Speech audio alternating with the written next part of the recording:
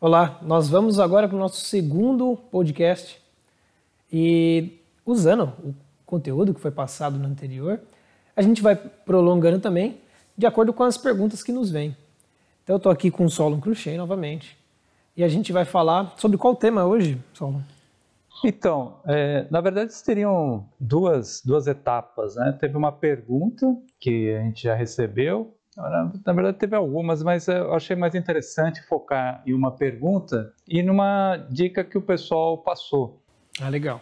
Então, já falo o que é a dica ou deixa para depois? Olha, eu acho que você pode começar com a pergunta, né? Com a pergunta? A pergunta da pessoa. Tá. Deixa eu ver se eu tenho. Tá bom, deixa eu ver o que eu tenho aqui. Qual é a melhor técnica de oratória? Qual a melhor técnica de oratória? Foi essa a pergunta que fizeram. Tá, melhor técnica de oratória. E aí, o que você acha? O que você diria? Assim, é uma pergunta, ela ficou um pouco genérica, né? Porque vamos imaginar que eu fosse discorrer várias técnicas. Possivelmente, durante a história da humanidade, tivemos muitas técnicas de oratória. Mas, assim, hoje, o que eu acho mais interessante, a gente, devido até à fragilidade daquilo que nós temos no mercado hoje, seria voltar aos clássicos, né? Buscar uma sustentação clássica em relação a ter um conhecimento mais consolidado, mais sólido. No caso, o que eu tenho usado, eu tenho buscado, é o pensamento aristotélico. E o que Aristóteles, né, o que ele fez? Ele pegou e condensou ali o pensamento que era retórico até aquele momento. Então, nós tivemos os pré-socráticos, que tinham os sofistas, depois veio Sócrates e Platão, que eles, de uma certa forma, eles achavam que a argumentação dos sofistas não era uma argumentação correta, não era o melhor caminho, mas eles acabaram não dando uma finalização para qual seria o caminho da retórica. E Aristóteles faz justamente isso. Ele condensa num trabalho dele, que é a retórica, ou arte retórica, não me lembro bem o livro, ele tem esse e tem retórica a Alexandre, que aí ele já fez especificamente para o Alexandre da Macedônia, que foi pro governador, né? Pro cara que ia liderar, né? Ele foi na verdade, um imperador, né? Uhum. Imperador da Macedônia. Exatamente. Então, aí isso daí até puxou, né? Foi interessante porque veio essa pergunta e veio uma solicitação de umas dicas. Se você pensar bem, isso tem a ver com a dica que a gente vai passar para frente. Ah, Posso falar tá. já? Sim, as dicas parece que são sobre liderança.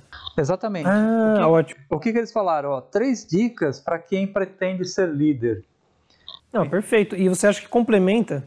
Complementa, porque se você pensar bem, né, por que Alexandre o Grande, que foi o imperador da Macedônia e ele é reconhecido pelas suas conquistas, por que ele teria pedido para o Aristóteles um tratado sobre retórica? E assim, Aristóteles preparou esse material para ele, colocando justamente o que são os pontos necessários para a boa retórica. Certo.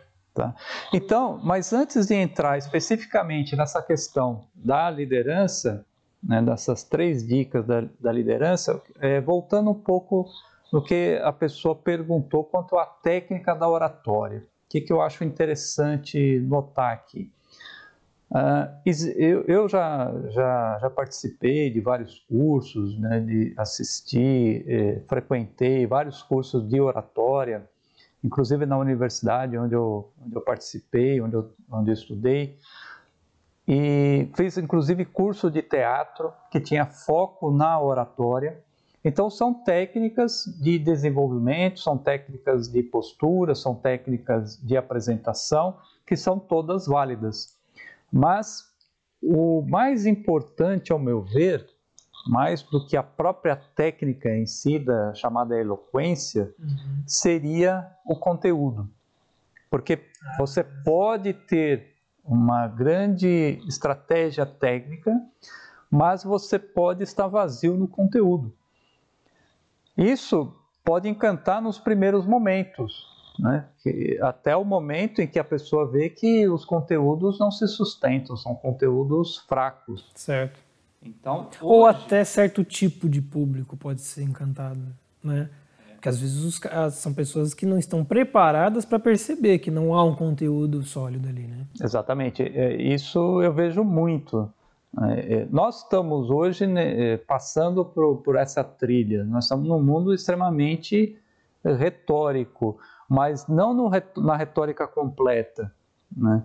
Que a retórica completa, inclusive, está naquele curso que a gente está preparando, né? Que já tem umas aulas prontas, sim, né? sim. Mas é isso aqui, a gente não pode falar agora, né? Não, por enquanto a gente só vai meter o pau na retórica doxa, ou opinião. Exatamente. Não é isso? Isso a gente pode aqui. Exatamente. Então, hoje o bonito é ter opinião. Isso. É ter opinião para tudo.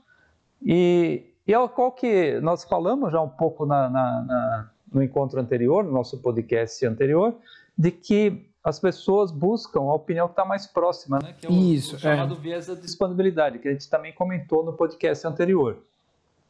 Então, respondendo aqui a pergunta, né, qual a melhor técnica de oratória? É buscar conteúdo. Posso até citar dois exemplos que me vieram à mente agora. Essa semana você participou, eu participei também de um encontro muito interessante, uma pessoa que foi bastante influente, é influente aí no Brasil, tem uma cabeça assim brilhante e ele domina completamente a área onde ele atua. Certo. Tá?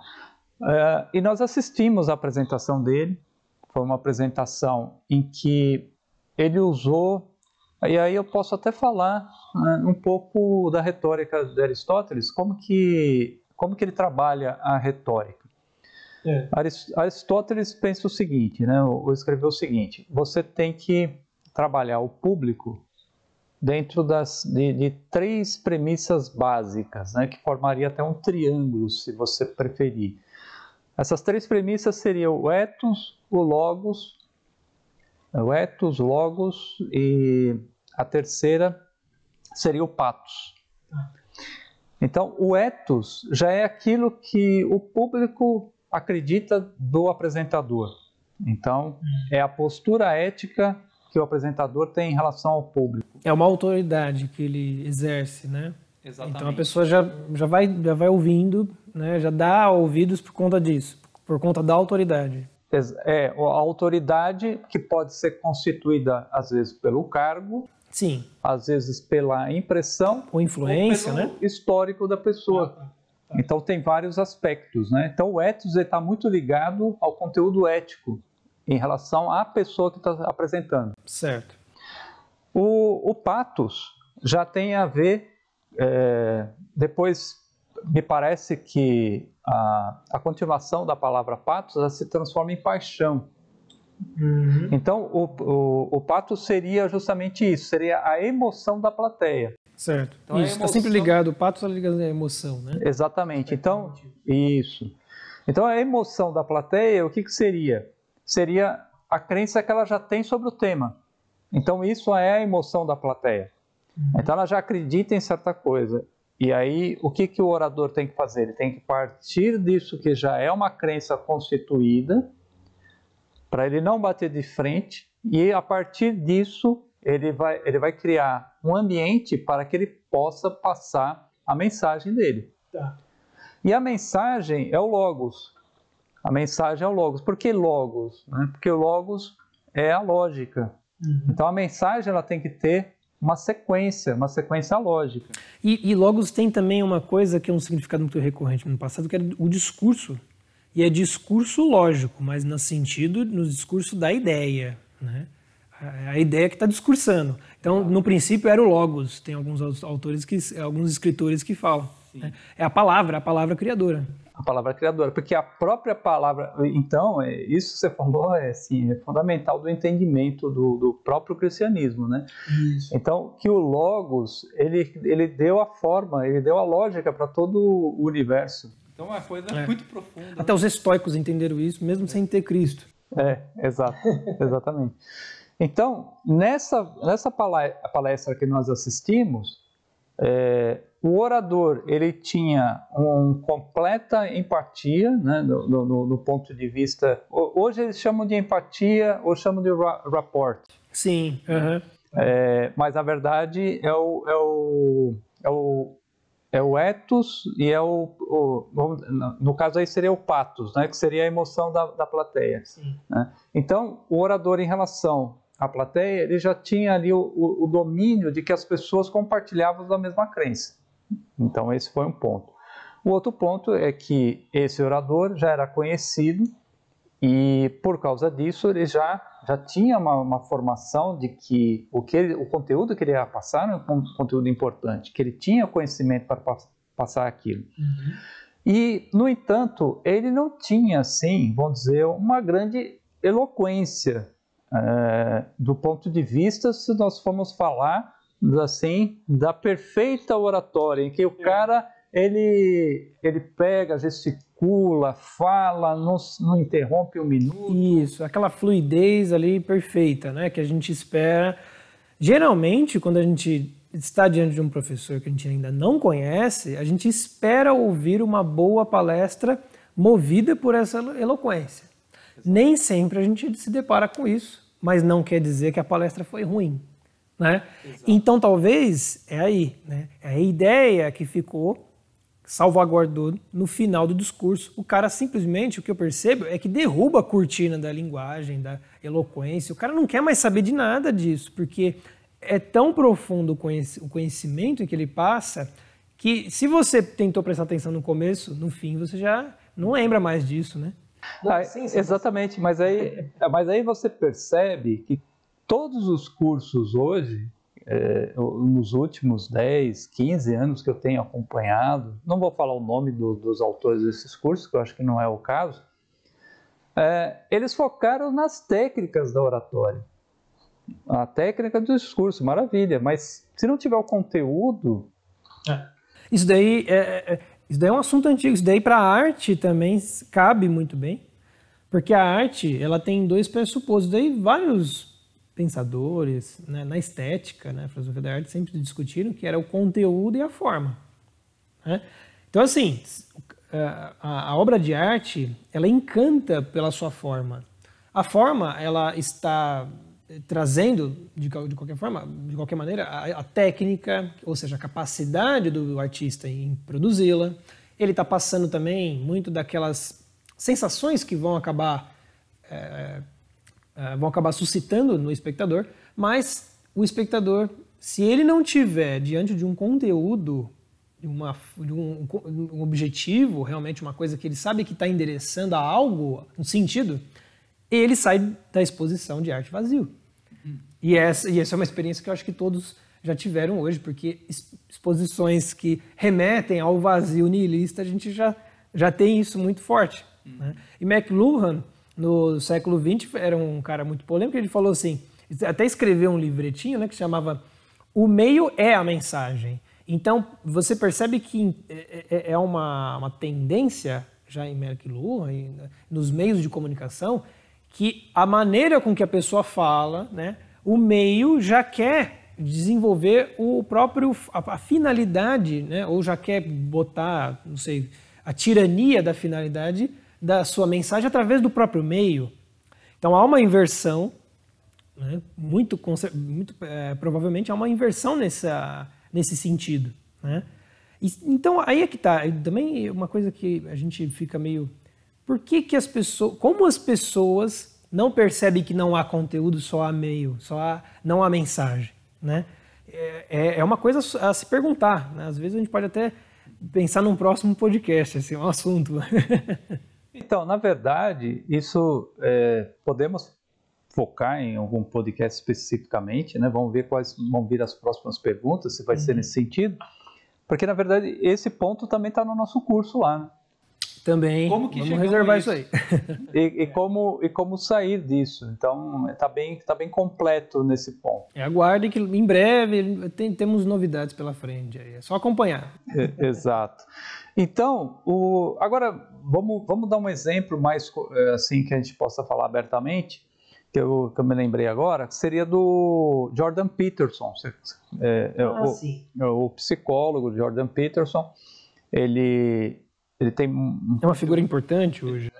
ele tem um conteúdo muito grande. Ele ficou notório nos Estados Unidos quando ele começou a debater com as pessoas nas ruas com relação a coisas de protestos que as pessoas estavam assim, elas queriam protestar, mas não sabiam contra o quê e pelo quê.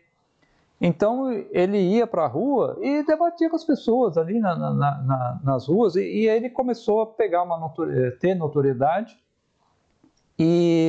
Mas assim, o que eu percebo do perfil dele, quando ele participa de entrevistas em que, aí é bem interessante essa coisa que me ocorreu agora.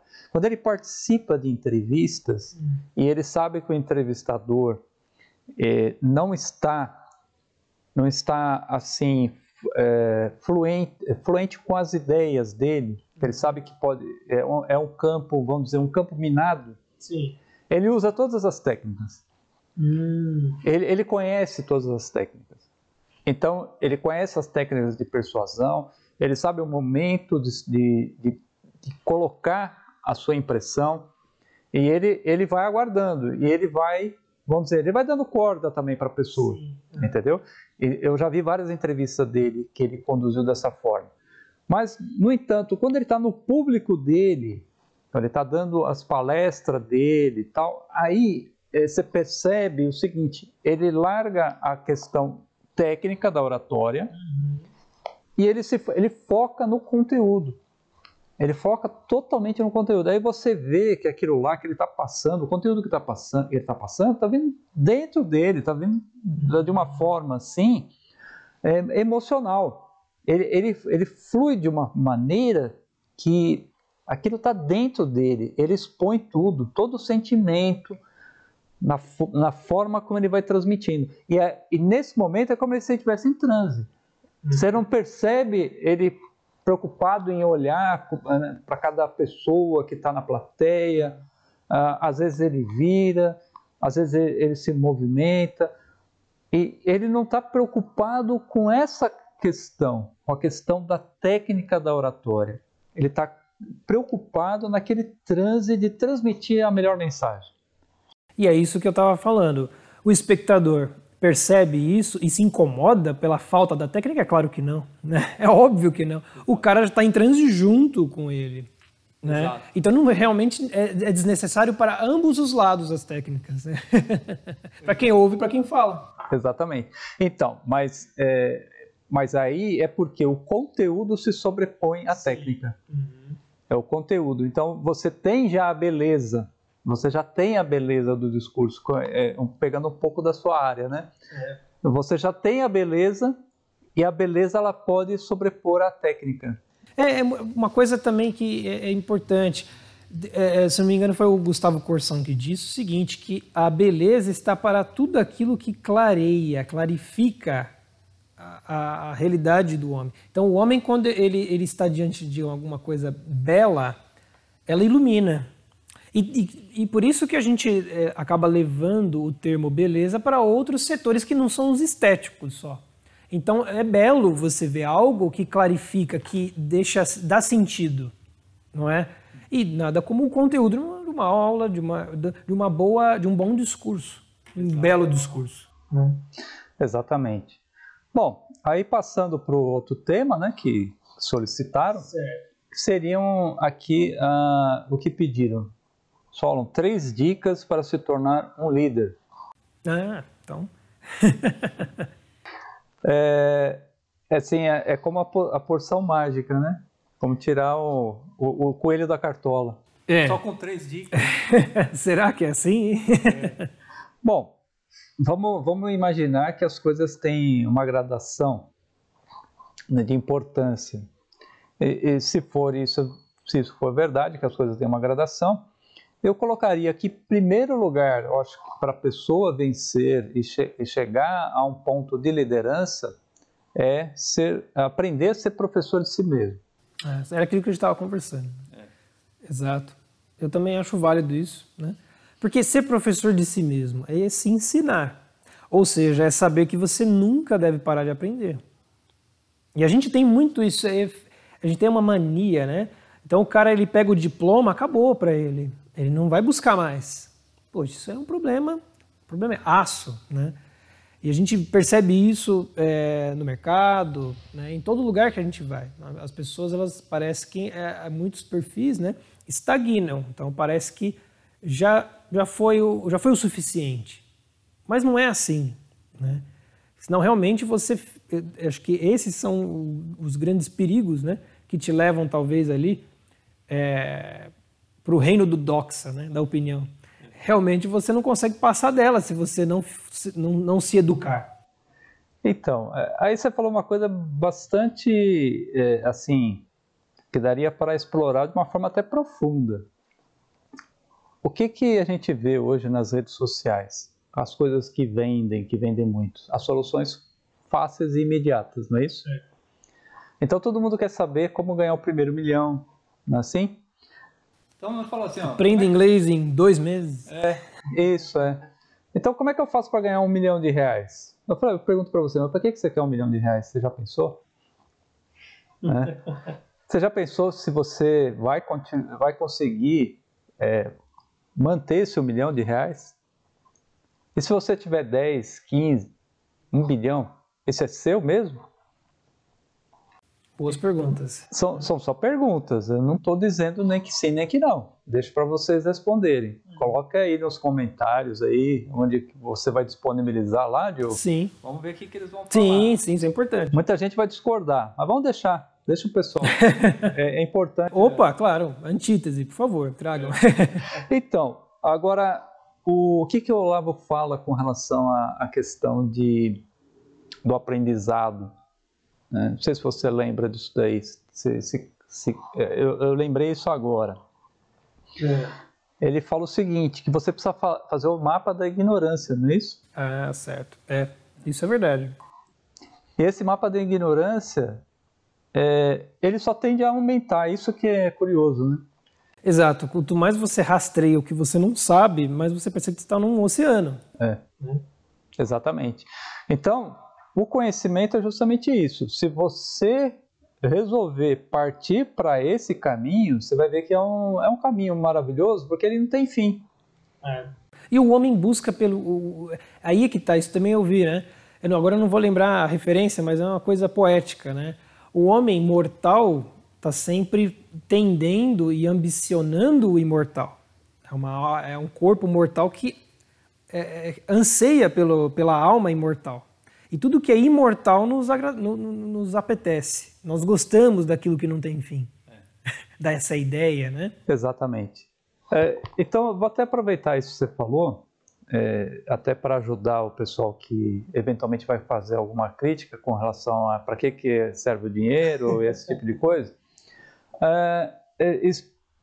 Busca um pouco lá da história do Steve Jobs, né? Que ele teve que sair da empresa porque tiraram ele da empresa que ele criou. Isso, aquela historinha polêmica, né?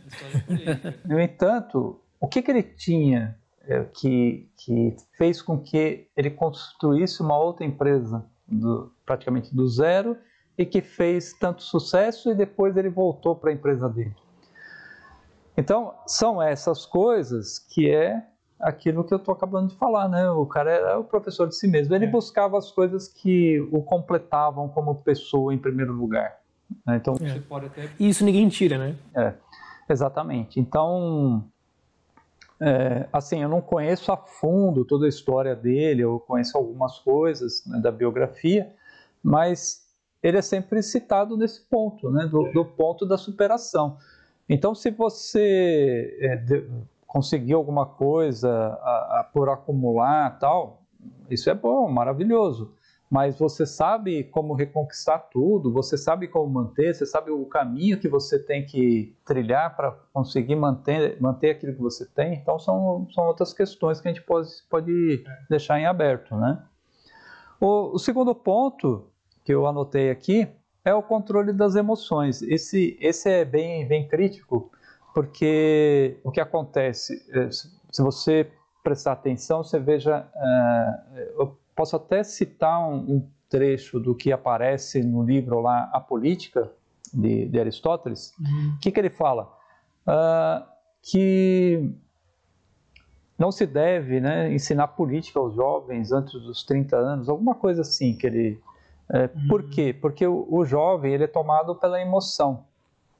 Então, existe uma diferença entre você tomar uma decisão baseada na emoção e tomar uma decisão baseada em dados, baseada em experiências anteriores.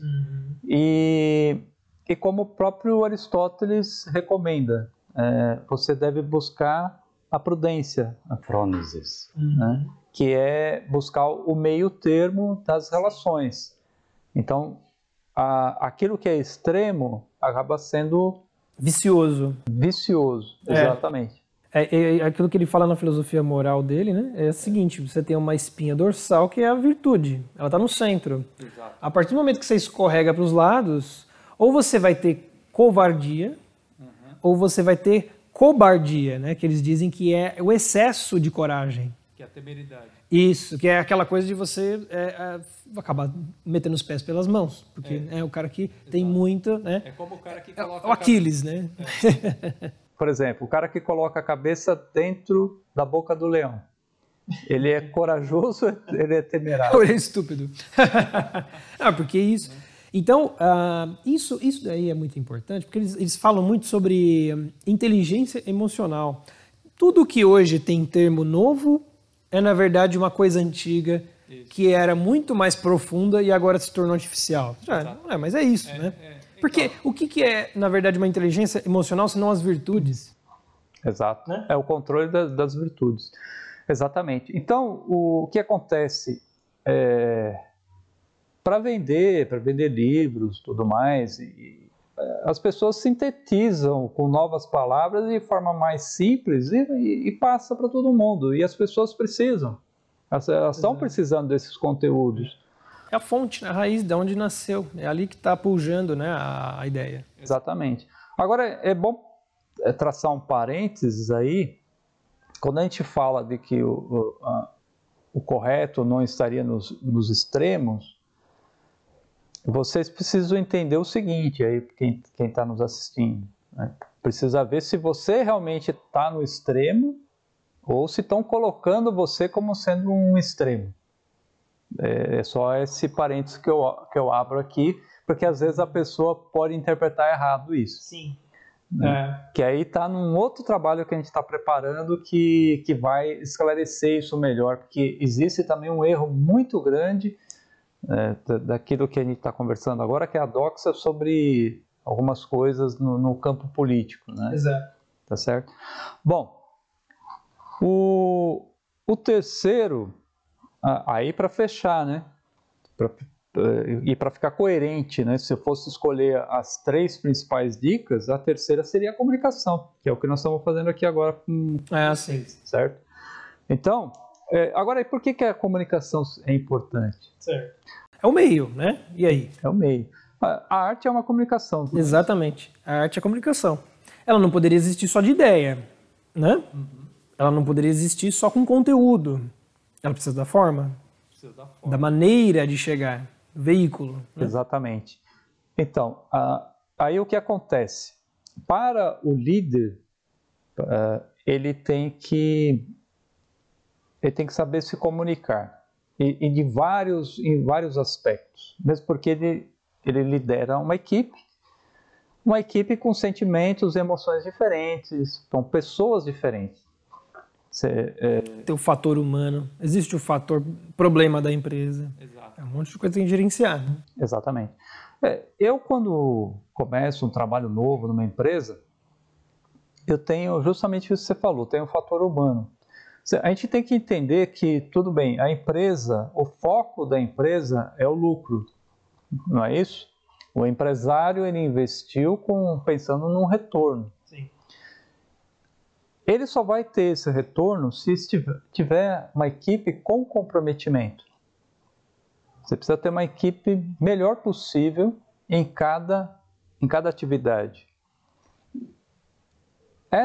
Eu diria que a atividade mais difícil do líder é fazer essas escolhas de quais são as pessoas que estariam na melhor posição.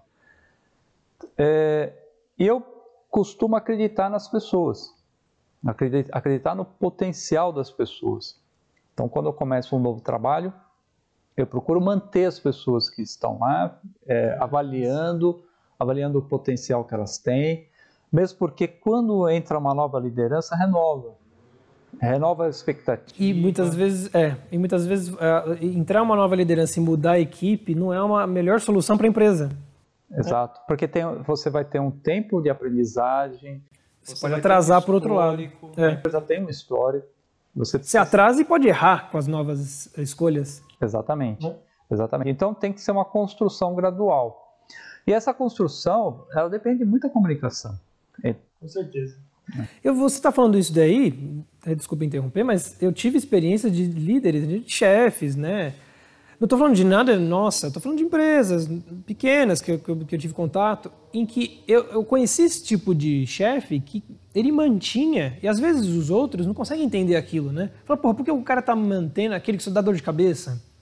Mas você percebe que, depois ele veio me falar para mim, olha, esse cara aqui, eu estou trazendo ele para cá, porque se eu jogar ele se eu simplesmente mandar ele embora, eu sei que ele vai para as drogas. Só que o cara, ele tem um talento, ele tem um dom, e ele vai explorar aquilo lá. Ué, não tem nada melhor que você explorar o dom de uma pessoa, dando a oportunidade dela poder trabalhar para você e ela ganhar também, e aí você poder fazer esse acordo?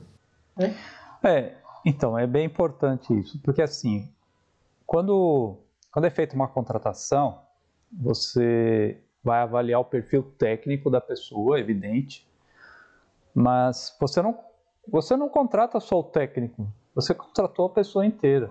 Então você tem que saber trabalhar isso, entendeu? E realmente, se você for procurar pessoas perfeitas, você não vai encontrar ninguém. É isso aí, você vai ficar de galho em galho. Então, aí tem, logicamente, nós não estamos entrando, né, não é essa discussão agora, mas existem vários perfis, modelos, tal, que são adequados, né, nesse tipo de discussão, se a pessoa ela performa, se não performa, entendeu? A gente poderia, mas aí foge até o nosso tema aqui. Sim. Mas assim, agora o que é importante na questão da comunicação? Porque o líder que ele sabe comunicar, se a gente analisar bem como que é a retórica aristotélica, na própria retórica ele explica que você precisa de uma organização para a sua comunicação. Então a sua comunicação ela é organizada, ela não ocorre de qualquer forma. E para você ter essa comunicação organizada, você organiza ela na sua mente primeiro. Certo. Tanto que eu não consigo, por exemplo, ficar um minuto sem pensar em alguma, sem ter pensamentos, né? Na verdade, a gente não pensa o tempo todo, nós temos pensamentos. E a questão é a diferença entre pensar, né, também e ter pensamentos, né? Em geral, a gente tem os pensamentos. Quando temos os pensamentos, o que nós temos que fazer? Nós temos que aprender a organizar eles. Então, no nosso pensamento, nós já fazemos um processo dialético, nós fazemos um processo poético, nós fazemos o processo analítico, tudo mentalmente. Então, quando nós vamos comunicar aquilo para o nosso liderado, nós já fizemos isso de uma forma intuitiva, que a gente não percebeu. Certo. Isso, perfeito. E é mágico tudo isso, né? Então, eu acho que fica muito completo mesmo, esses 3 pontos, porque eles unem o conteúdo, unem o meio, aquilo que a gente estava falando, e também o aspecto emocional, né? O aspecto subjetivo que está em jogo quando se trata de pessoas, quando se trata de seres humanos. Né? Bom, perfeito. É isso aí. Bom, então, a gente se vê no nosso próximo podcast. Deixa aí os seus comentários e as provocações também que a gente acabou de pedir, não foi? Até mais.